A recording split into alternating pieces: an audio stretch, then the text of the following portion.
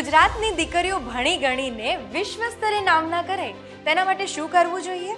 સૌથી પહેલું પગથિયું તેના માટે તેને ભણવા મૂકવી જોઈએ અને આ ભણતર અધવચ્ચે ન છૂટી જાય એની તકેદારી પણ રાખવી જોઈએ.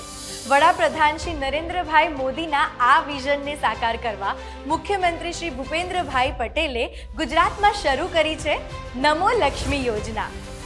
ધોરણ 9માં પ્રવેશ મેળવતી ગુજરાતની દરેક દીકરીઓને આ યોજનાનો લાભ મળે છે.